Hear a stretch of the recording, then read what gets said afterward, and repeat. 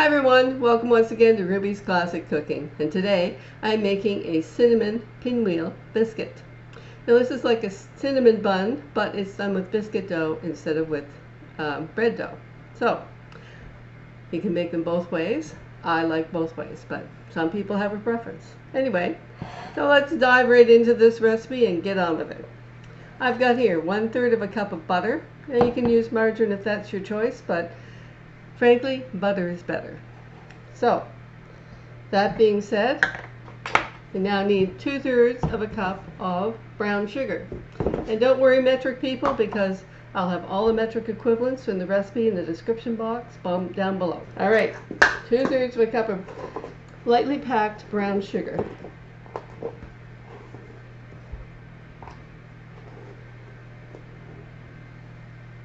Which, just to confuse everybody out there who doesn't bake, when you buy it in Canada, it's called yellow sugar, but it's called brown sugar in the recipes. However, if you want a more caramelized taste, you can buy the old-fashioned brown sugar, which usually costs exactly the same amount. It just makes it a deeper, actual brown color of sugar. So it's an actual brown color. So there you go, 2/3 of a cup. And next goes in 3 teaspoons of cinnamon. Of course, cinnamon buns, you gotta have cinnamon. This is 1.5 teaspoons, so I just need to put 2 of these in here, but this is 3 teaspoons. And this is going to be the filling in the cinnamon buns. So if you want to add more, just add a little more butter, add a little more brown sugar, keeping your ratios. So I just mix these together. And then I put this to one side, and then I make the biscuit part. This should go fairly quickly, because biscuits, you don't have to leave them to rise or anything like that. It's just kind of mix it together and get it ready to go. I already am preheating my 425-degree oven, which I believe is 205 Celsius, but I'll double check that and put that in the recipe below. There. And if you're checking out this video today, I hope you will like, subscribe, try this recipe at home. Give me a comment, give me a like, give me a comment, let me know how you think of it. And I hope you'll also check out some of my over 100 other videos, which are all about inexpensive food, how to keep to your food budget, how to get the most bang for your budget, cooking home style in my own kitchen here. I mean, I'm not a professional chef, but I've got over 49 years of experience cooking in my kitchen, keeping my family happy, and a couple of son-in-laws. Well, one son-in-law, one daughter-in-law. they all like my cooking too. So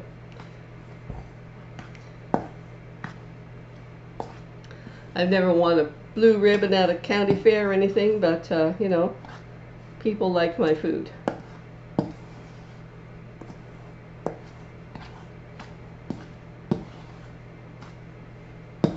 All of my recipes are simple, basic, easy to follow for the beginner, or if you're more experienced cook in the kitchen, just to give you some new ideas of things that you might want to try, or some old traditional recipes that are simple, easy, and inexpensive for you and your family. And let's face it, we're all fighting that budget these days with inflation and everything else going on. There we go. Now there's my butter and sugar. If you soften the butter, it makes it a lot easier to mix together. And there's my butter, sugar, and cinnamon. Now I put that to one side. Get in my other bowl. And now, all right, starting off with my biscuits. Here's 1 3/4 cups of flour that goes in. Now in Canada, this is called all-purpose flour, but in the UK or in the United States, this would be bread flour or strong flour. Because in Canada, we have a harder kind of wheat, and it makes the measurements are slightly different. All right, there's my 1 3/4 of flour, and into that is going to go my 2 tablespoons of sugar. White granulated sugar, and the next one up is 4 teaspoons of baking powder. Not baking soda, baking powder. Chemically, they're different, and that makes a big difference in your final product. So 4 teaspoons.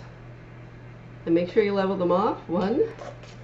You see how I cut this in half myself to make a nice straight line across, to scrape my spoon across and make my level teaspoons, okay?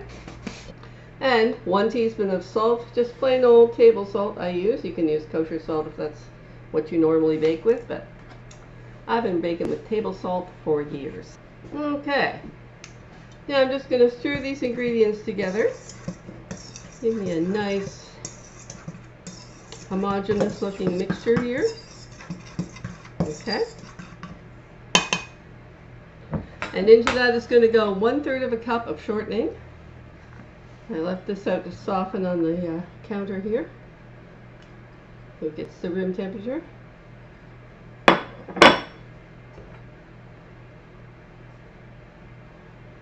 Yeah. So I'm just going to blend this in with my fork. Now when it comes to biscuits, if you wanted your biscuits to be nice and tender and not tough, you can do all of your blending. Make sure you blend this in really well into your flour mixture here. Because next thing I'm going to add is 3/4 of a cup of milk. And once I've added that, I want to just blend this in as quickly and with as few strokes as possible. Because if you beat it too much, once you've added the liquid, your biscuits will be tough as nails. They won't be nice and fluffy and beautiful. That is the secret I have been taught to making nice fluffy biscuits. Nice fluffy tender biscuits. That and a hot oven. What you want to do is create contrast here. You want to put these in a preheated 425-degree oven because the biscuits need to cook fast and hot. That's 14 to 16 minutes. They should be ready to eat. Now, let's see what we got here. Just take your time and get your shortening all integrated into your flour mixture. There. I think that's done the job. There we go. And now I'm going to add 3/4 of a cup of cold milk to this mixture. And then I'll take my fork and stir this up. As, like I say, as few strokes as possible to put this together. And then I'm going to turn it out here on my countertop here.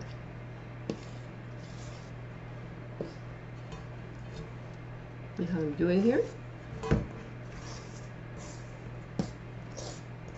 Just keep integrating it.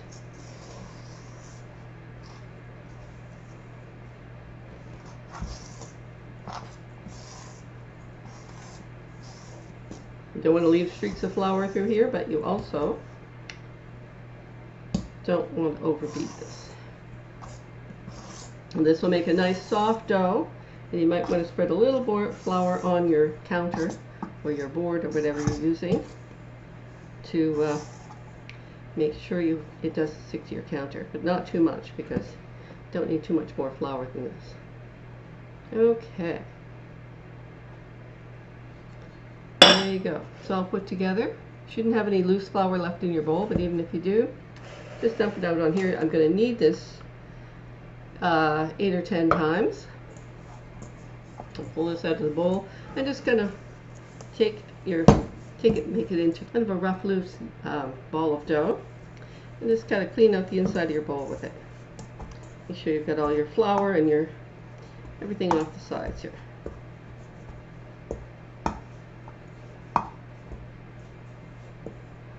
Use your fingers to get some off the bowl if you have to.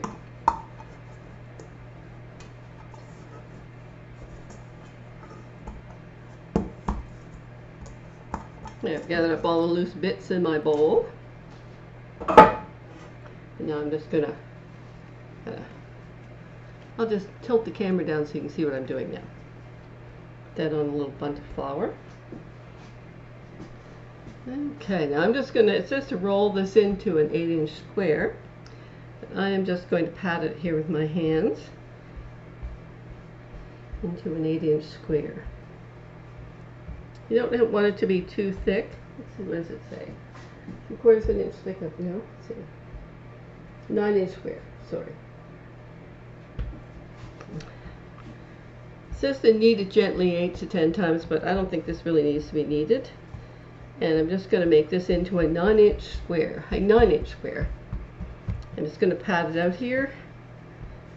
That's my measuring thing. Okay, 9-inch square. That's about over there.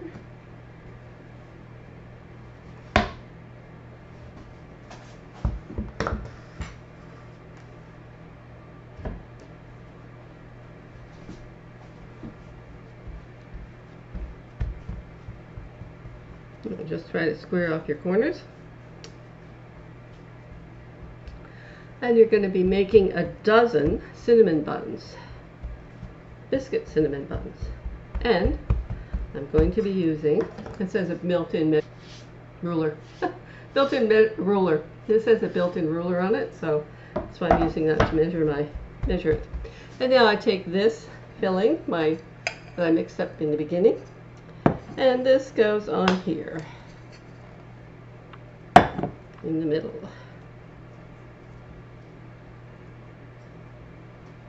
You right out to your edges. This is quite sticky to work with.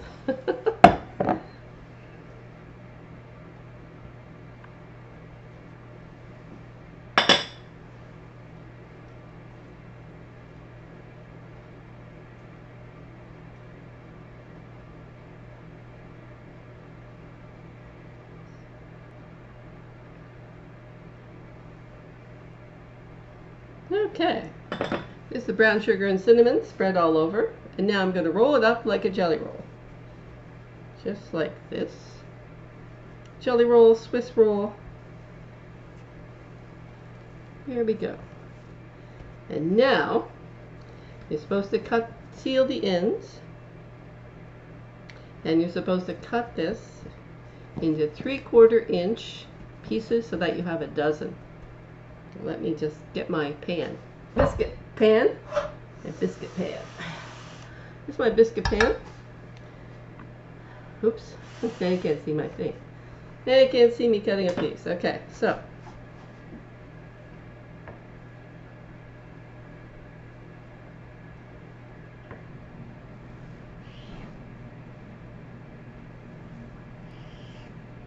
Okay. Alright, so now. Here they go into the pan, and then they go into the pan. Like this. Get nice and round. I'm going to round them out here. See, they have a nice swirl of cinnamon in the middle, cinnamon sugar. And unlike ones made from bread dough, you don't have to let these rise. They just pop straight into your preheated 425-degree oven. And in 12 to 14 minutes, I'll have nice, fresh, hot cinnamon buns to go to eat. Yum.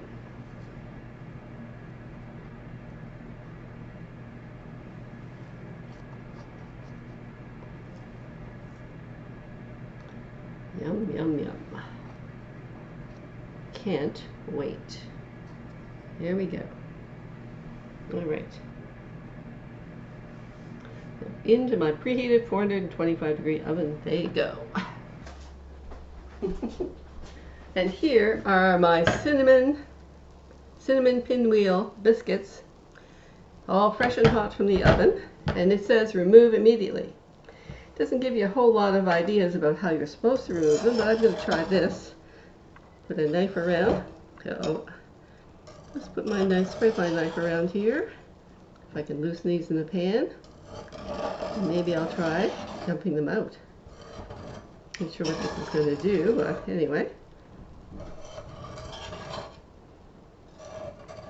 They look pretty yummy, I can tell you. Pretty yummy indeed.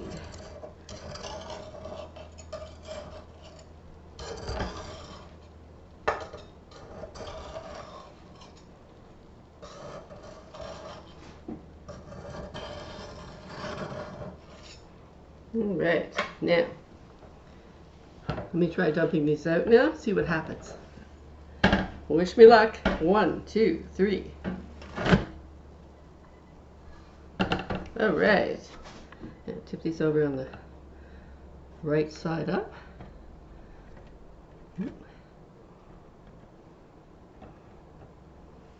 They're really hot, so be careful. Don't burn your fingers. There you go. There you are. 1 dozen. And there you are. 1 dozen cinnamon pinwheel biscuits. I hope you enjoyed my video today, and I hope that you like, subscribe, try this recipe at home, and give me a comment below. Let me know how it worked out for you. Anyway, I hope that you enjoyed this today, and I hope you'll come back and see me next time on Ruby's Classic Cooking. Bye for now.